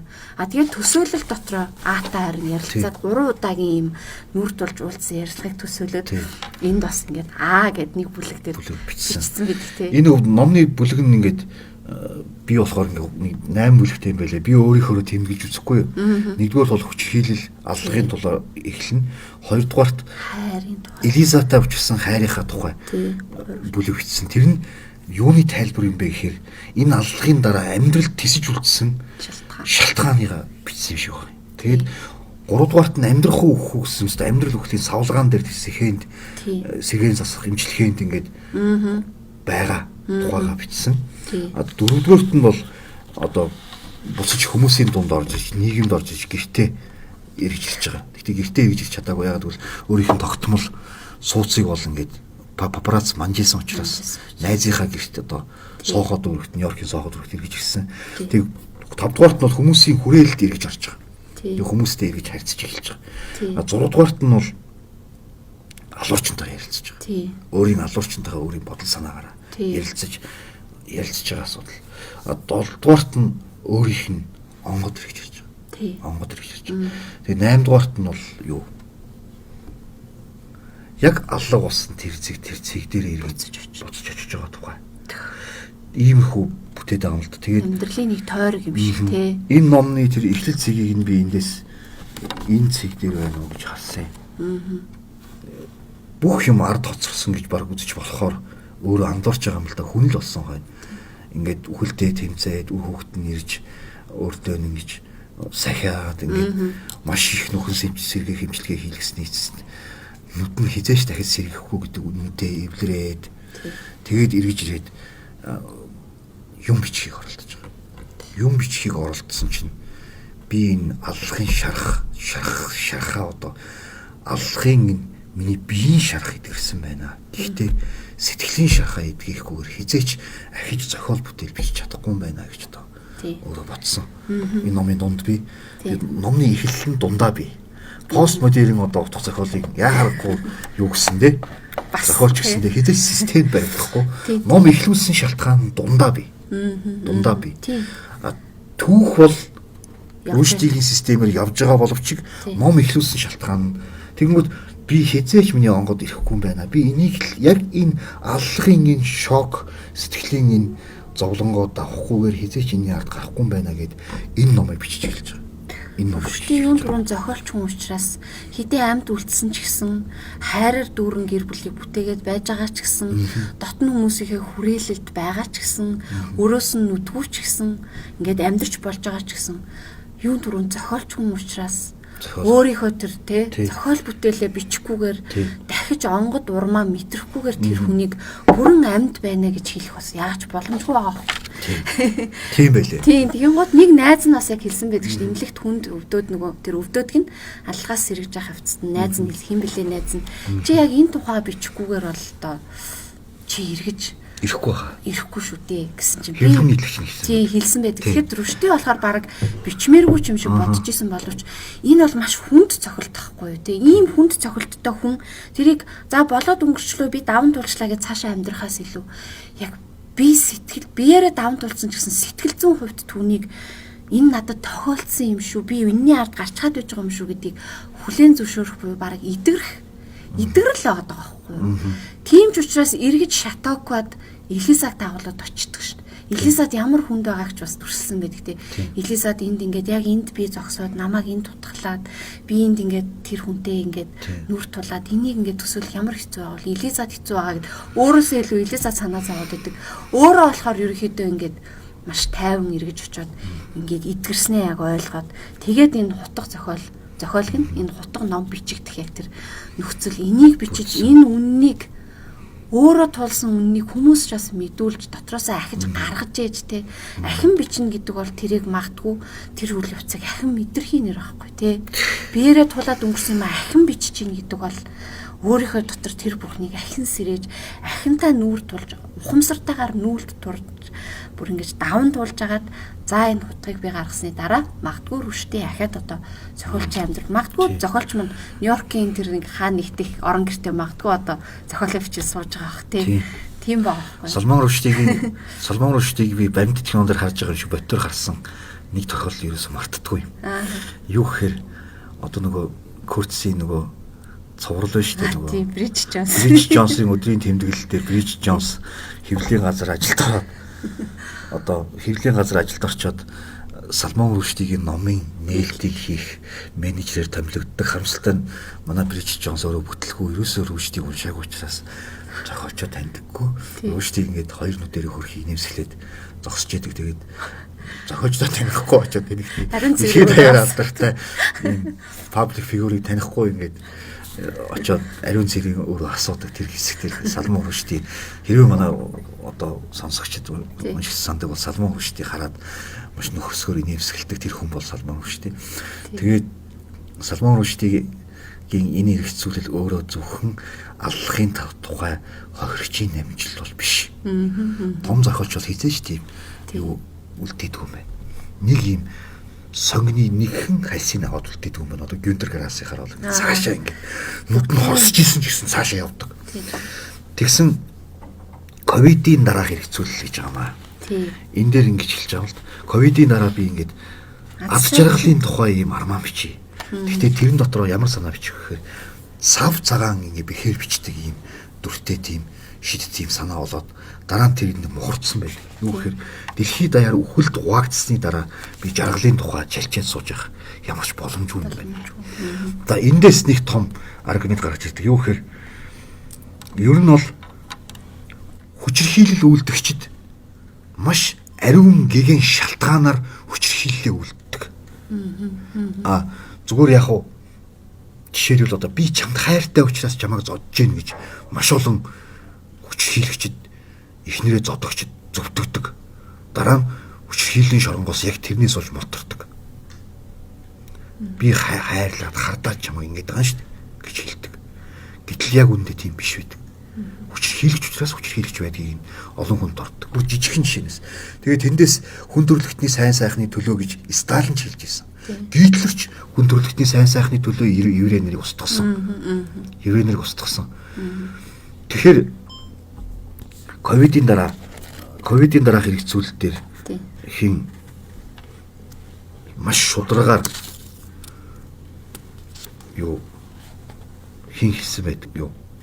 Аз жаргалын тухай хэрэгцүүлэлт. Аз жаргалын тухай тэр юу Рүшди болохоор ковидын дараахын дэлхийн ертөнцийг бол маш шударгаар дүгнсэн байдаг нь. Ковидын дараах дэлхийн ертөнц бол ингээд популизм, хит зүүнний үзэл, хит үзэл энэ л одоо ингээд өөрийн ирэхгүй ингээд борооны дараах мөөх шиг дэлхийд даяар ингээд дэлгэрлээ. Энэ ковидын дараахын сэтгэлгээний ухралтыг хүндрэлтэн бас хүндрэлтэнд бол яахааргүй том парадокс боллоо шүү гэж анхааруулсан байдаг сэтгэгчийн хувьд. Ковидын үеэр бол маш олон дарангуйлагчдад шин боломж нэгдлээ. Ковидын өмнө бол жишээлбэл маш олон одоо юм зүүнний системүүд ганхахад хүрч исэн бол дахиад дарангуйлал амилахад хүрлээ. Гэж одоо дүгнсэн байдаг. Тэгээд бас одоо ингээд одоо маш олон хит үзлүүд бас ингээд дахиж иргэн одоо амилахад хүрлээ. Яг одоо нөгөө нэг юм хойд түүлийн мөс хайлахаар галбын өмнө байсан вирусууд ингээд дэлхийг эзэлж байгаа шиг ингээд хүндрэлтний сэтгэлгээнд ийм гарлаа да гэсэн харан гост илдэж илээ. Тийм. Тэгэхээр Рүшди бол хутга хэмээх номороо одоо зөвхөн өөртөө тохиолдсон зүйл халдлах те хүчирхээлд хэрхэн өрдөж амьдралд хүл тавьж байгаагаасаа гадна сэтгэгч чиний хэлсэн шиг үнэхээр зохиолч сэтгэгч ийм оюуны өргөн цартай учраас яг л тэр хүрээгээрээ өөрөөрөө дамжуулан те ковидын дараах дэлхийн ертөнц энэ хүн төрөлхтний хувь заяаг хүртэл өөрөө юу гэж харж ийн ер нь бид нар хаашаа яваад байна гэх мэтчлэн тэгээ энэ бүх сэдвийг ингээд дурдаад оруулаад явцсан гол нь энэ ном өөрөө бичлэг маш энгийн учраас уншигч бид нэр Рүштигийн өнөөх халдлагаас яаж сэргэж байгаа явцад хөтлөгдсөндөө анзаарахгүй өнгөрчгөж мэдхгүй гэсэн тийм юмнууд байгаад байгаа байхгүй. Тэгэхээр айгүй нухацтай унших хэвээр ном юм байлээ л дээ. Харин тийм. Би харин энийг уншаад миний анхны Рүшти хэл мутагийн харгаа байхгүй. Яг үнний хэлэхэд тэр англи хэл дээр бас унших гэж оролдсон боловч би чадахгүй мөлий. Рүшти бол чамдын сайхан нарилагтай зохиолч юм билээ. Тийм тэгэхээр ингэж байгаа. Энэ залуучууд их чухал санаа. Ингэж байгаа юм. Урд чин сунайх нүцгэн ирээдүүд үүнд өөрийгөө буруутгах чадваргүйдээ урам хугарсан чинь илэрхий байна гэж. Энэ нөгөө алуурчтай өөрөө ингэж хийсвэрээр ярилцдаг хэсэг нэг байхгүй. Юу гэхээр манай залуу үеийн өмнө ер нь залуу хүний өмнө толгордог нэг зүйл бол ирээдүйн нүцгэн байх. Ингээд урд байгаа ирээдүй тодорхойгүй байхад маш их айц төрдөг. Тэгээд залуучууд бол тэрнээс олж бухимддаг. Ер нь тэр ирээдүг ямар ч ухаантай хүний өмнө нүцгэн байгаа гэдгийг хүмүүс төсөөлдөггүй. Бүр Сократын өмнө ирээдүйн бүрхэг харанхуй айц төрүүлэн байсан байх. Тэрийг зөвхөн өөрийнхөө хөдөлмөрөөр өөрийнхөө тэмцлэр ингээд давдаг гэдгийг өөрийгөө боловсруулж давдаг гэдгийг залуучууд ойлгодоггүй. Тэгээд гомдлж хэлдэг. Би одоо ингээд ийм ертөнц байна. Би ингээд дахин давдаг төшгүй ертөнц шүү дээ би бол ийм индивидуал. Тийм оюутнуудаас их анзаардаг. Би гонлоо гэдэг ингээд. Тэгээд тэрэндээ хин нэгний буруутгах хэрэгтэй болдог. Эцэг ихэн ч юм уу хамгийн түрүүж ертөнц тусгагч нь эцэг ихэн бол. Тэгэл ингээд жишээл эцэг ихэн өөрийг ингээд нэг л тийм дутуу татуу орчинд өсгсөн юм шиг тийм ээ. Цаашлаад улс их орноос л явуучвал нэг болмоор юм шиг тийм. Жишээл Монголоос яваад нэг Америкт очиод нэг аяг угаачвал нэг тийм амьдрал нь сайжирмар юм шиг. Тийм гэдэг. Гэтэл яг үндэ тийм биш байдаг. Яг үүний эсрэг бас асуутан вакцины хийдэг бүдүүн бүлгээр одоо тэр өөрийнх нь амь насанд халтсан хүүтэй очиж ярилцсан тэр хийсвэр бүлгэн дотор бол тийм Рүшти бол маш хүчтэй бичсэн байдаг. Тэгээд энэ бүлгийг уншаад би бол ингээд бас өөрөө ч нэг юм ухаантай хүнд загнуулаач юм шиг профессор тийм уран зохиол. Сам дээр жүжигний зохиол шиг санагдсан уу тэр харилцаар энэ. Тэгсэн. Тийм мэдтэй. Тэгээд ингээд загнуулаач юм шиг тийм мэдрэмж төрсөн. Тэгээд номыг нь уншихад хиний Анна Григорьевна Достоевская буюу Шиткина гэдэг нэмэгтэй Достоевскийн эхнэр бас нэлээд үе мултарсан хүнтэй суусан Достоевскийн эхнэр Достоевскийн тухай дурсамж байдаг. Тэр бас их санаанд орсон. Тэр бол цэвэр хайраар ингээд санагдуулам тэр хоёрыг. Тий Достоевскийг амар өрөвдсөн байдаг байхгүй тэр хүн эхнэр нь маш их өрөвдөж түшсэн. Яг тэр магадгүй Рүштигийн тухай Элиза дурсамжчвал тиймэрхүү юм бичгээр надад тийм санагдсан.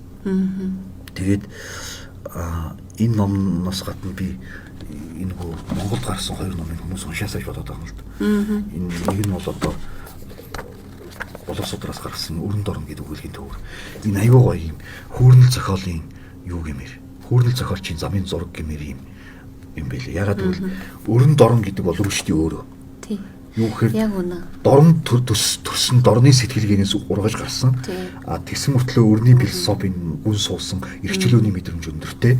Тэгснээр энэ бүлэг нь ингээд дорн дахны буюу энэ дэх төссөн багийнхан дурсамжтай холбоотой нэг бүлэг. Өрн дахны түүх соёл өөрийнх нь түүхийг маш их уншдаг, өрний түүхийг маш их уншдаг. Тийм хүн тэрнтэй холбоотой тэр хоёрын дундчтай холбоотой 9 өгүүлгээс ингээд бүтсэн. Тэгээд өөрийнх нь нөгөө хэл найруулга их тийм юу байхгүй. Мөштийн хэл найруулга их тийм яруу мөртлөө юм дайчин. Хурдтай. Тэгээд Хемингуйгийн тийм богино өгүүлбэрээр ийм Хемингуйд ч баймгүй тийм яруу ертөнцийг бүтээчих болдог гэдгийг ингээ харуулсан. Тэгээд зориудаар ийм угалзарсан өгүүлбэр хийж байгаа боловч үндсэн тэр юу түүх хөрвүүлэгч түүхийг өрнүүлэх тэр найрууд усан чадвар нь их тийм юм. Гавшиг.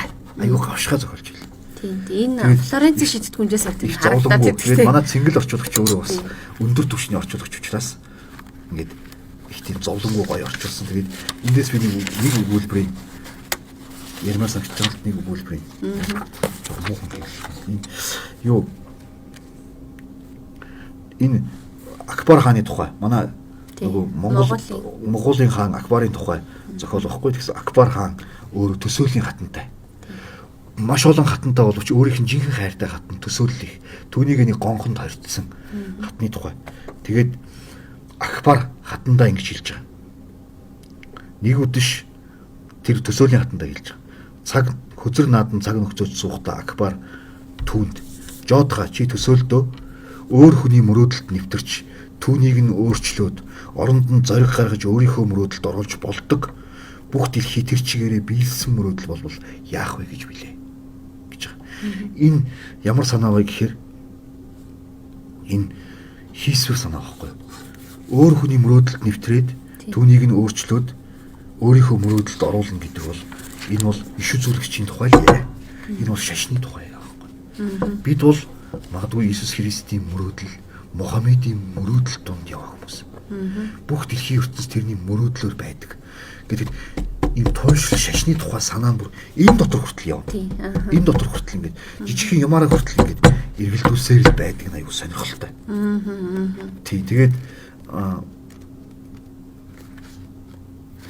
Тэгээд энэ Флоренцийн шийдтгүнж дээр болохоор монголчууд бол өөрөөсдөд хориг тавьмаар хийсгийг бол бас л оруулсан л байлаа. Юу гэхээр одоо Акбарын дээд удам болох Чингис хаан бол ерөөсөө хүчрхийлэгч байсан, бичих хүсэхгүй харанхуй мох хүчрхийлэгч байсан. Акбар тэр түүхээс ичээд соёл ринчлийг бүтээхийг хүссэн энэ секрет хот юм а гэх мэт санаа бол гал хийдэл бичсэн. Тэгэд Монгол азар исламын одоо хит үзэлтнүүд шиг тийм улс биш. Өөрсдөд хизээч хориг тавихгүй. Ягаад гэвэл монголчууд бүр мянган жилийн өмнө дэлхийн ертөнцид шашны эрхчлөлөө тунхагсан. Дэлхийд анх удаа бүх шашны сүм эрхтгийш оршин тогтнодог байсан хот бол Хархурам хот. Магадгүй энэ бол үнэхээр эрхчлөөд нийслэл. Тэгээд би тэрийг ингээд Рүштигийн өмнөөс сөрж одоо ингээд баг өөрт нь загталчмаар юм шиг сөрж эсэ бичмээр санагдсан. Юу гэвэл тэр таны яриад байгаа тэр чөлөөт Акбар хот, Акбарын тэр секрет хот чинь энэ Флоренцийн шийдтгүнж дорнот руугаа тэр секрет хот чинь манай Хархурам хот байсан юм а. Манай Хархурам хотын дотор бол дэлхийн ертөнцийн бүх шашин эрх тэгшээр оршин тогтнодог байсан юм а гэж хэлмээр санагдаад байгаа байхгүй. Тийм. За. Рүштигийн хэл гэж ярьснаас би бас нэг юм санаа тэмдэглэсэн. Рүштигийн одоо тийм нөгөө зохиолч хүнийхээ аюугаар л өөртөө тулгарсан юмнуудыг хүртэл ингээд эрх зүйч дүгнэхтэй одоо алуурчдаа тулгарсан 27 секундыг Шекспирийн сонетыг уншиж гүйцэх хугацаатай зүйрлэхээс ахуулаад тэгээд нөгөө Хамот гэдэг имлэгт анх нөгөө сэхэн амьдруулахад анх очоод яг үйл амьдралын заагт байж хат мань хүний толгойд юу харагдсан бэ гэхээр юм алтан өсгүүд үг үсгээс бүтсэн орд харшууд үхэлтэй нүүр тулах магадгүй тэр оюун санаа самуурж байхаа тэр юу нь хүртэл ерөөсөл уран зохиолын ертөнцид үг үсгийн ертөнцид өрнж байгаа амар сонирхолтой. Надад тэр ингээд ерөөсөө хүн нөгөө ингээд ингэж санагдсан л да би. Саяхан бас нөгөө Вулфийн нэг ном харж байсан чинь хүн бол ерөөсөө ингээд амар амгалан зориулагдсан юм биш үйл хэргийн төлөө зориулагдсан юм. Тэ бид нар одоо ингээд хүнд нэг авьяас бэлэг байдаг бол тэр авьяас бэлгээл тэр өөрийнхөө насан туршийн үйл хэрэгт тэргээрэл хандах хэрэгтэй юм шиг байна. Тэгэхээр зохиолч хүн бол угаасаа хэл, оюун санаа, тэ хэл, оюун санаа шүү юу жилж болмоор одоо ийм юм дээр зангидаж, ийм үйл хэрэгээр хэлийг ашиглаж оюун санааны үйл хэргийг л бүтээн штэ, тэ. Тэгэхээр энэ үхлийн мөчөд хүртэл ухамсаргүйгээр тэр үг үсгээр бүтсэн орд харш харагдах магадгүй тэр өөрийнх нь тэр дундаж ертөнцийн тэр гоё магадгүй биднэрт бол нэг Монгол гэр харагдах юм уу да янз тий. Тэгэхэд Рүштэд болохоор үнэхээр тэр шидэт реалист ертөнцийнх нь тийм алтан үсгээр бүтсэн орд харш харагдах жишээтэй. Тэгээд одоо хутга бол хүчирхийллийн одоо илчим тий. Хутга бол миний хувьд хүчирхийллийг төлөөлж ирж надад хүчирхийлэл үзүүлсэн юм. Харин миний хувьд бол одоо надад байгаа хутга гэвэл гэхдээ үүгээрээ би хүчирхийлүүлдэн гээгүй. Тэр хүмүүст хүчирхийлэгчдэд одоо хүүтэн мис байгаа бол миний хутга нь одоо хэлэл юм да тий. Би хэл бол миний хутга. Хэлээрээ би одоо ингэн. Тийм учраас би одоо энэ номыг бичиж байж гэдэг юм уу. Нэг ийм санаа яваад байдаг. Тэр надад энэ хэсгүүдийг уншихаар одоо ном уншихаар нэг хүнд нэг бах төрдөг ш. Надад ягаад ч юм эднэр айгүй молц шиг амир нэг гоё санагдаад. Ямар гоё юм бэ? Зохиолч хүн гэдэг яг ингээд ингэж л юмыг харж сэрдэг юм байна.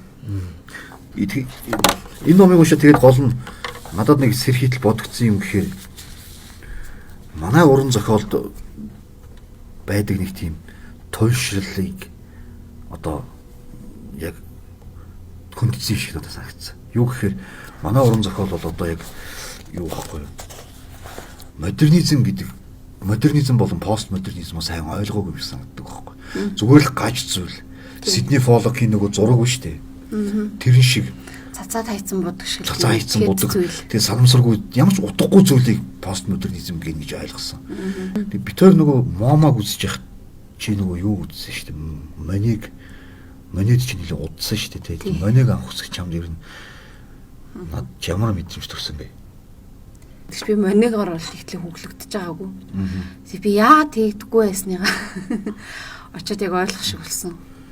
Юу гэхээр тэр моне бол одоо импрессионизмыг үндэслэгч, уран зурагт гэж ярьдаг шүү дээ, тий? Импрессионизмыг дэлгэрүүлэгч, импрессионизмын гол төлөөлөгч. Тэгээ надад бол бас яг л тийм сэтгэл төрсөн. Монегийн сэтгэлээс надад бас нэг тийм сэтгэл төрж байгаа байхгүй юу? Тэр нь юу гэхээр одоо өөрийнхөө сэтгэлийн доторх тийм үтсгэлэнтэй тийм нэг юм яруу зүйлийг мэдрэх гэх юм уу? Айгу сони юм билээ тэр одоо үгээр хэлэхэд айгу хэцүү. Нэрэл яг нэг юм сэтгэл төрөд байгаа байхгүй юу? Тэр чинь уг нь моне өөрийнхөө харж байгаа зүйлийг өөрийнхөө сэтгэл рүү авчираад зотон дээр буулгасан монегийн сэтгэлийг би үзээд байгаа мөртлөө тэр сэтгэлээр нь дамжуулаад би ахад цаад зүйлийн бодтод үрсэлсэн зүйлийн тухай юм яруу сэтгэл надад төрөөд энийг одоо юу гэж хэлмээр айгу сонирн байгааз. Тэгээ надад тийм маш яруу сэтгэл айгу төрсөн. Тэгээд монег бол ерөөсөө үзжээж л амьд сэргээр нь мэдэрч байж л моне юу бүтээсэн гэдгийг харахаас биш одоо вики дээр бичсэн те судлаачдын бичсэнийг үзэж уншсанараа монег ерөөсөө ойлгохгүй байна гэдгийг л ерөөсөө сэтгэл гэдэг бол ерөөсөө тийм амьд сэргэх зүйл юм байна. Яг тухайн акшн цоо шинээр төрж байгаа тэр зүйл сэтгэл юм биш үү те.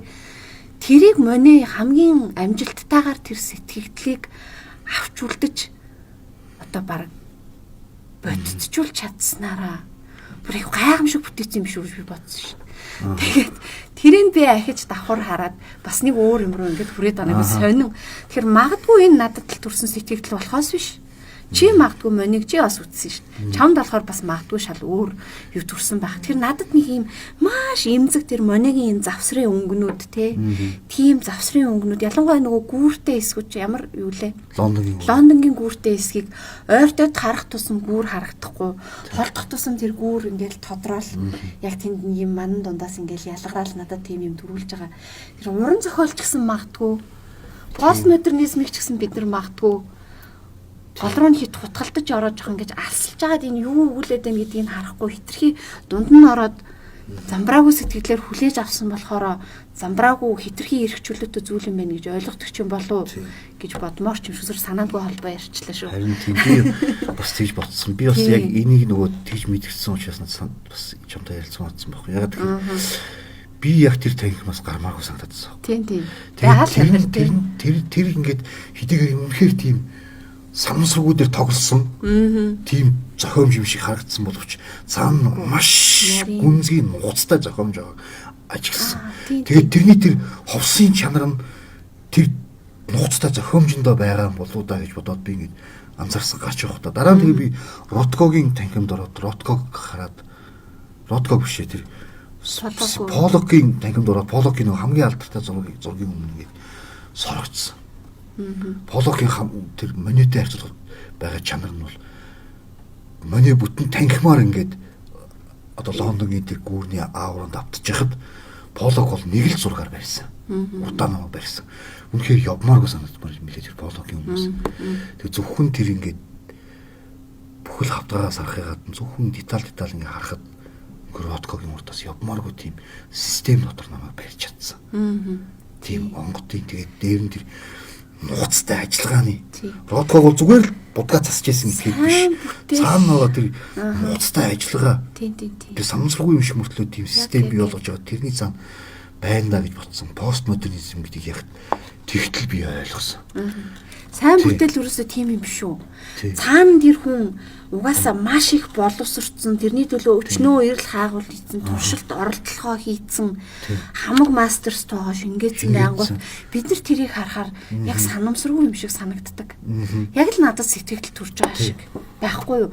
Гэтэл тэр би нөгөө нэг эргэж ирснийхаа дараа Монегийн баахан ингээл ишлэл Монегийн тухай нөгөө Монег сайн тоогдох нь хашийн нэг их ингэж өөртөө ингэж одоо Монед дурлж татгаж байгаагүй хүн чинь Монегийн тухай ингээд юм яагаад утсан чинь Моне ерөөсө дандаа өнгөний эрэл хийж өнгөний тухай эргцүүлж тэмдэглэлүүд нь баахан өнгөний тухай ерөөсө ингээд тэр өнгө гэдэг юмыг ерөөсө ингээд одоо юу гэдэг бид нар үгийн эрэлт яаж чаддаг шиг өнгөний эрэлт гэж тэгсэн мөртлөө Моне ерөөс тэгсэн юм шиг тийм хурц тод өнгөөсөө харагддаггүй дээ аюу сонин. Гэтэл тэр өнгөний олон нийтгэл өнгөний уусгалаас яаж хүнд сэтгэл төрүүлэх өөртөө төрөөд байгаа тэр байглаас би мэдрээд байгаа яруу тэр сэтгэлээ яаж энэ өнгөөр яаж яг үгээд маш их нуцтай нарийн юмыг яг л чиний нөгөө Роткоос тэгсэн гэдэг шиг л Ротко илүү хурцаар илэрхийлсэн бол Моне илүү зөөлөн яруу замаар л хурчиж тэр шиг постмодернистууд ч гэсэн айгу олон талт илэрхийлэлээр зохиолтой хүрдэг нь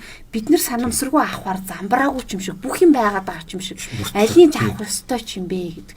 Тийм постмодернизмыг яг эргцүүлэхээр энэ юм баах. Бид нар өмнө нь интернетгүй мэдээллийн юм чөлөөтэй сувгүй бөмбөрцөг дэлхий дээр ингээд байж исэн чинь мэдээлэл задраад интернет ингэнгүүт бид нар хавтгай дэлхий дээр орчингууд бид нар хаанч нэгэн зэрэг байх ч юм уу хаанаас ч мэдээллийг нэгэн зэрэг хүртэгч тараагч нэг юм ерөөсөө юм болчихж штэ амар чөлөөтэй постмодернизм яг л тэр л юм билээ штэ угаасаа тийм үстэй.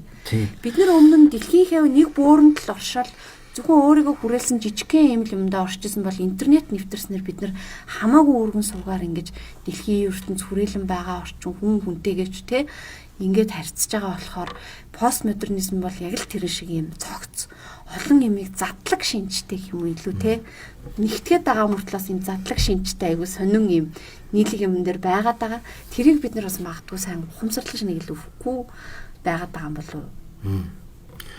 Тийм. Ер нь бол тийм. Тэгэхээр Рүшди дээр буулгаад ярихаар бол одоо энэ номны бүтц бол хэдийгээр уран зохиол биш ч гэсэн бас юм постмодерн бүтцтэй. Тийм. Одоо чинь тэгээд энэ одоо Лоренцо шийддэг жишээлбэл энэ дотор алангой их тухай байна. Энэ нүдэндээ хамаг гэрлийг тухраагаад буцаагаад цацах чадвартай үүр нүц тийм шид хүчтэй хар нүдэн гэдэг гүнж Чингис хааны удмын гүнж. Түүнийг төрөх үед Цагаадан хаан тусад ямар баяр төрсөн бэ гэхээр Догон дүүрийн хаан тусад ямар баярт мэдээ тарсан бэ гэхээр энэ бол гэрлийг иргэшээгч алангой ихийн хойд дөрөв гэсэн юм гарч байгаа байхгүй. Тэг яагаад гэрлийг иргэшээгч алангой хэлвэ гэсэн чинь бид нар хизээч алангой хэлээ их хийж хэлж байгаагүй гэхээр энэ хүн ямар нарийн Рушди ямар нарийн судалгаа хийсэн гэхээр байна вэ гэдгийг илт болж байгаа байхгүй. Нуус товчооны дотор тэр гэрэл ирээд хевлийг нилээд Чингис хааны удам эхэлдэг. Тэр удмын эхлэл бол гэрлээс үүдэлтэй гэдгийг Рушди нууц товчоог уншиж судалж мэдсэн байгаа юм. Ядахтаа нуус товчооны тайлал судалгааг уншиж мэдсэн байгаа байхгүй. Тэндээс энэ арманы гол энэ Флоренцийн шид түнж буюу тэр хар нүдэн гүнжийн тайлал хэлж байгаа. Тэгээ ботхоор ямар их судалгаа, ямар их нууц, ямар их зохиомж үүний ард байна вэ гэж байгаа байхгүй.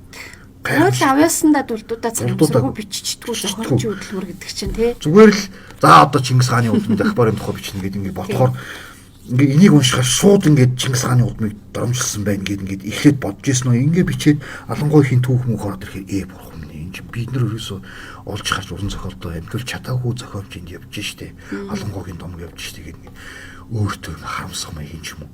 Тэгэхээр Рушди гэж ийм зохиолч. Энийний цаана байгаа энэ хүний энэ манан мэд яруу сайхан зохиомжийн цаана асар их нууц, асар их судалгаа байна гэдэг нь харагдаж байгаа. Тэгээ эндээс ч гэсэн тийм. Өмнө нь пүрэв давгой өтөр ч гэсэн бас ярихад гэсэн хөө урлагийг бид нэр хүртдэг. Хүртдээ угаасаа бэлэн болцсон гоё сайхан одоо за бүр зүүрлэх юм бол бүр хоолорч зүүрлсэн бэлэн болцсон амттай сайхан хоолыг хүртэж байгаагаас л ялгаагүй байхгүй. Тэгтэл тэрний чинь цаана зохиолчин, жор, зураач юм бол тэр бүтээхэд байгаа юмдаа хүрэх гэж эргэлзэж, тэмцэж, туршиж, судалж, суралцаж хийсэн өчнөө замнал хайгаад идэг. Бид нэр эцсийн юм л хүртдэг яг тийм л байгаад идэг. Тэгэхээр тэрийг олж мэдхэд одоо юу гэдгийг энэ магадгүй энэ ном гарснараа Рушди энийг бичснээрээ надад л айгу гой санагдаж байгаа юм. Энэ хүн өөрийнх нь зохиолыг ойлгох магадгүй постмодерн утга зохиолыг ч гэсэн ойлгох сурахч. Тэр юуг бид нарт бас өгч шít. Тий. Тэгээ би ингэ бодсон. Боловсролын хоёр ном айгу сонирхолтой сонголт. Энэ хэний сонголтоо энэ өрөнд орно гэж зохиолно шүү дээ. Зохиолч болох гарын агуулга баг. Тийм гэсэн. Өөрийнх нь яг тий. Өөрийн зохиомжийнх нь ингээд жижигүүлсэн хувилбарууд байхгүй. Энэ чинь энэ бүх энд 9 төрлийн зохиомж байгаа заяа. 9 төрлийн зохиомж энэ номууд дотор нь ингээд орж ирнэ. Сүлэгддэг байхгүй. Үндсэн өөрийнхөө хэрэгэлдэг 9 мастерство буюу одоо нэг dige ишиг шингээдсэн өөрийнхөө залиудыг ингээд за гэрхаа юм бол миний хоолны жорыг мэдээд аваа гэж хийцэн. Энд нь бол өөрийнхөө үзэл санааны бүр юу Библи өөрийнхөө үзэл санааны гол санааг тунхагласан. Тэгээ энэ хоёр номыг уншчих юм бол би ингэж бодсон байхгүй. Нэгдүгээрт Рушди гэж зохиолч юу гэх юм бэ? Энэ бол орчин үеийн зохиолч гэж юм байх хэрэгтэй. Яг. Шинжлэгдэн буй дэлхийн ертөнц, ковидын дараахын new normal буюу энэ нийгэм дэх дэлхийн ертөнцийн зохиолч хүн хэн байх хэрэгтэй вэ? Зүгээр л урландаа суугаад дэлхийн хаанч байхгүй үйл явдлыг хэн нэгэнд хөөрнөгч, үлгэрч өвгөн биш. Би зүгээр үлгэрч өвгөн биш шүү найзуудаа. Би үзэл санааны тэмцэгч юм шүү гэдгийг үгээр ухагсан. Тийм учраас хожимын зохиолчдын дунд ч гэсэн маш чухал. Тэр Жеральд Мартини тэр номч гэсэн одоо хүнд яагаад намтрын ном хэрэгтэй гэсэн жинхэнэ амьд жишээ. Тэгэхээр одоо шил манад бол ийм намтрын ном бичсэн зохиолчд их цөөхөн л дээ. Жишээлбэл Зия Ухлан маш их үзэл санааны тэмцэл хийж ирсэн. Маш их тэмцэх зохиолч байсан. Тэр хүний намтар байсан ч болоосаа нацгтор гихмитийн яриа байдаг. Монголд бол ийм намтар бичсэн цөөхөн зохиолч байдаг. Намдаггүй, Сэнгийн Эрдэнэ хоёрыг л би хамгийн сайн намтар бичсэн гэж боддог. Баастгой бол өөрийнхөө намтраас гадна найз нөхдийнхөө намтрыг, эрт нас болсон найзуудынхаа намтрыг маш их бичиж өгсөн. Тусамжаар. И цөөхөн зохиолч. Намдаггүй тэр шинэ Монголын шинэ театрын намтар байна. Эрдэнэ гойн халахын заяад харгуугаас бол юуны төлөө тэмцэж хийсэн. Тэр бас тийм шүү дээ. Тэр утгаараа юм болов. За энэ дээр бас сая надад нөгөө мартцсан байсан нэг санаа төрлөө. Рушди нөгөө дэлхийн ертөнцөө одоо дэлхийн зохиолчийн нүдээр тий хүн төрөлхтний нэг сор болсон зохиолчийн яг тэр юугаараа харсан шиг ийм байгаа байхгүй. Энэ хувь хүнд Салман Рушди гэдэг хувь хүнд нэг ийм үхлийн ирмэгт очихыг тохиожээ. Гэтэл хүн төрөлхтөнд ч гэсэн ер нь үргэлжийн тийм аюул занал хийлж идэг. Үүний нэг жишээ нь үндэстэн жишээ занал хийлж идэг тий. Одоо энтгэг бол Британийн юунд байж байгаад одоо тусгаар тогтножээ. Тусгаар тогтносон тэр юг эмтэг зохиолч хуваар одоо шүн дундын хүүхдүүдтэй бичжээ. Гэтэл бас ахаад хожмын зохиолчд бичих юу вэ нүхээр хүн төрлөختөн Салман Рүштийг утгатай хаалгахад өртгийн өмнөхөн ковид гэдэг бас нэг тийм зүйлтэй тулгарчээ. Энийг ингээд давж гарсны дараа бид яах вэ? Тэгэд бас чи болохоор хэлээ зөвхөн зохиолчд өнөөгийн одоо ертөнцийн зохиолч ямар байх вэ гэдгээс гадна гэдэг залуутай учирснараа ирээдүйдээ айгу санаа зовсон. Бидний хүн төрөлхтний ирээдүг авч явах залуучууд донд ер нь шиг залуучууд нэгээр татахгүй байгаа штэ гэдгийг тэгэнгүүт тэр аатай ярилцсанараа дамжуулаад хүн ер нь хүн болж төлөвшөх те хүний амьдралын утга учир юу юм гэдгийг магтгүй тэр зохиол дотор надад тэр хэсгийг уншихаар нэг жүжигийн үзэгдэл уншаад байгаа юм шиг санагцсан байхгүй юу? Аатай ярилцаа. Тэгээд тэрнгээр би дамжуулаад залуу хүмүүсийг ийм байж болохгүй юм байна шүү. Та нарын нүд магтгүй ингээд ямар нэг юмнаас болоод те ирээдүгөө чиний хэлсэн шиг ирээдүгөө мэдхгүйгээс болоод харлахын сохор түүн дээрээ өөрөө судалж уншиж өөрөө танин мэдэггүйгээс болоод одоо шашны хэд туйлшилт автах юм уу те улс төрийн буруу үзэл сурталд автах юм уу? Хүн буруу тийшээ алхахад ойрхон байдаг. Хүний амьдч хүрэх юм. Одоо тэгээд одоо шоронд татлаа штэ те. Энэ хүнд ямар ч ирээдүй байсангүй штэ. Тэр нь дэмзэглсэн эмзэглэлээ шингээсэн. Тэрийг бас ингэж үтсэн байгаа юм л та. Миний үргэлжийн зорилго бол сайхан бүтээл зөв үйл хийх л байлаа. Тэр хүн ер нь бол те хүн болж төрсний зорилго нэрээ юу юм гэхээр нэгний хүчирхийлэх гэж хүн болж төртгүүл байлгүй дээ те. Тэр ийм юм руу бас хойчж ол залуу үе хөтлөх гээд байгаа юм болов. Зөвхөн эдгэрэл хайр амьдрал дахин сэргэж байгаа тухай биш. Хүн төрлөختөн ер нь өнөөдөр би магадгүй амгалан жаргалтай байгаа ч гэсэн анзаарч харах юм бол бид нар ч гэсэн хүчирхийлт магадгүй өртөх, хөнөөлтөө өвчнөд өртөж болох хүнд ерөөсөө сэрэмж хизээч илүүддэггүй магадгүй цаагаараа хилээд байгаа юм. Сэрэмжийн өмнө хүн яаж одоо тийм тулгарх аюулын өмнө яаж бэлэн байх тухай хүртэл өгүүлбэр байдаг шүү дээ. Авахалж төгс хүн одоо аливаа зовлонгийн өмнө сүхэрч суудаггүй. Хувьхан ухамсарынхаа галтрын урд зогсоод урдаас юу харж байг харж хурч ирэхэд нүүр түлэн учирдаг. Тэгэхээр ирээдүйн хүн төрлөختөн ч гэсэн хүн төрлөختөн тохиож болох бүхний өмнө ямар ч цаг үед бэлэн байх юм тулд яг л тийм авахалж төгс оюун санаа нь тийм сэргэг цэлмэг тийм байх хэвээр ялангуяа залуучууд тийм байх хэвээр гэдгийг айгүй хилцэн тийм ном юм болов уу гэж би бас харсан. За энэ бас нэг аюулын харанх гэж хэлээд байгаа шалтгаан. За дэгийн санааг бас дэмжиж хэлэхэд хүн төрлөختөн бол одоо амин зуулгын бол оргилд нь хэрэглээний ертөнцийн өдгөөгөөс 50 жилийн өмнөхөөс бид нар бол маш аюулгүй ертөнцид амьдарч байгаа шүү дээ. 100 жилийн өмнөхөөс тэнгэр газар шиг ялгаатай ертөнцид амьдарч байгаа.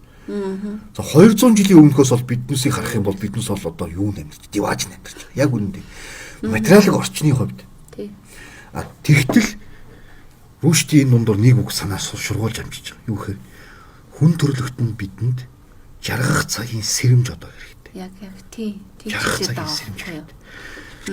Яг ISIS-ийн тухай бол хэлээгүй. Гэхдээ магадгүй миний ISIS-ийн тухай ер нь зохиолгосон. ISIS буюу Исламын улс бүлэглэлд сайн дураар энэ ахуй төхийн хувьд маш өндөр түвшинд хүрсэн Америкаас ч юм уу өндөр хөгжилтэй орнуудаас анархист үзэл бодолтой залуучууд очиж нэгдэж Исламын улс бүлэглэл террор бүлэглэлд нэгдэжсэн шүү дээ. Маш аимшигтай зүйл. Маш аимшигтай зүйл.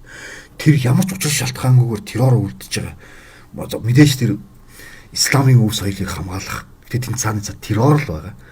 Тэр террор руу зүгээр хавьгүй чөлөөт орнд байгаа хүмүүс очиж нэгдэжсэн гэж бодохоор энэ манай эсвэл Бостны Марпоны үеэр нөгөө халдлага үлддэг жохаар сарна аюу ч юм уу тийм ээ. Эднүсийн цаана бол ямар ч одоо тийм юу байгаа байхгүй. Анархист юм үзэл санаа. Ингээ хүн төрлөخت ийм гайхалтай ийм тогтохтой ертөнцид амьдарч байгаа мөртлөө ийм анархизм татж байгаа энэ бол таалтай юу шүү гэдгийг бол маш хүчтэй сэрэмжлүүлсэн. Хүн ер нь бол тэмцэж сэтгэж тэмцэхэ болох тэр зааг дээр хүн төрлөختөн зогсох магадлалтай.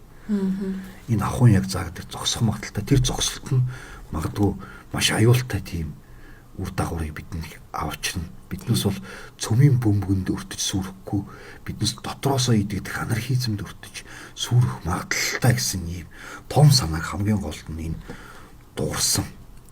хутга гэдэг хүний энэ халаасанд ч юм уу галтгоонд нь байдаггүй хутга гэдэг хүний сэтгэлд явдаг гэдгийг дуурсан юм шиг надад санагдсан шүү гэж төгсгөлт нь.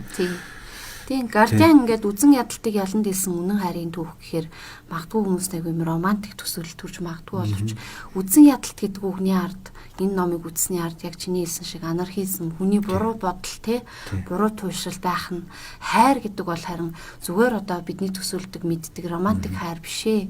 Ерөөсөө хүн хүнээ хайрлах хайр бол өөрөө юм цэцэн цэлмэг одоо гэдэг ухаан шүү дээ нэг бодлоо одоо буруу үзэл бодлын эсрэг хүний зөв үзэл бодол юм одоо юу гэх юм буруу зөв хүчээр бас их туйлширсан болох. Ерөөсөө л ийм юмыг ингээд энэ номдоо нэг их зузаан биш энэ номдоо бол рүштэй өөрөөрөө дамжуулан ингээд хүрэнчжээ. За тэгээ энэ номын тухай бид хоёр бас нэлээд хугацаа аваад маш өргөн сэдвэрч бас ярьчих шиг боллоо. Өөрөө ном маань ялцчгүй одоо энэ дайны царатаа зохиолч бичсэн ийм ном учраас ялчгүй юм сэдвэр хөтлөлөө. Тэгээд подкастаа ойлоос хит нухацруулаад яг гоё чам таалагдсан хэсгээс нь энэ номоос уншаад тэгээд одоо энэ хуудас эргэх чөлөөнд энэ хуудасаас уншаад ингээд дуусгах юм ээ. Бидний хинл би уран зохиолт хувь нэмрээ оруулна гэж ном уншдаг билээ те.